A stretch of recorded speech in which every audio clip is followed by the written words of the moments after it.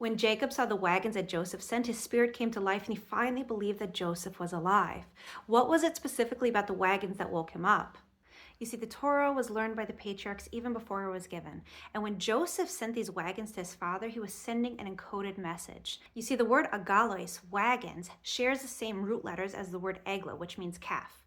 Joseph was sending his father the message that he remembered the last mitzvah they had been learning about, eglah arufa, right before Joseph disappeared. This signaled to Jacob that not only was Joseph alive physically, but he was spiritually alive as well, and he remembered his Torah learning. Now let's go even deeper. It was no coincidence that they'd been learning about Eglah Arufa right before Joseph disappeared. So what is this mitzvah of Eglah Arufa? Eglah Arufa deals with when a corpse is found in a field. The elders of the nearby cities have to come together and they have to declare that they are guiltless, that their hands did not shed the blood. Why do they have to declare that they're guiltless? You see, this mitzvah brings out there's a communal responsibility to care for people. We don't let people go without food and shelter and clothing, and we escort people when they travel on their way.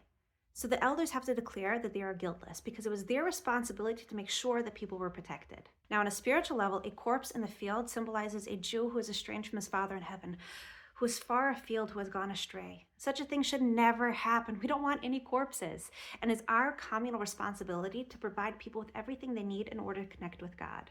So when Joseph sent the wagons to his father, he was intimating to him that he was alive spiritually and physically, thriving in Torah even in a land of decadence. He was not a corpse in the field. Joseph had tremendous faith, and in fact, this faith is what allowed him to accomplish his mission in life.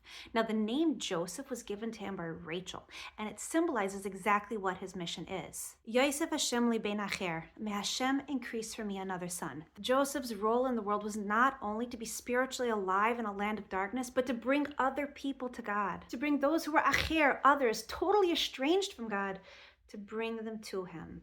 And Joseph not only enabled people to survive physically in the land of Egypt, but spiritually as well. He made many Noachides while he was there, and he opened up the channels of spirituality even in the land of darkness. The spiritual energy that Joseph brought into the world enables every single Jew everywhere to survive the darkness of exile and to influence people who are far away to come back to their Father in heaven, because no cadavers are allowed.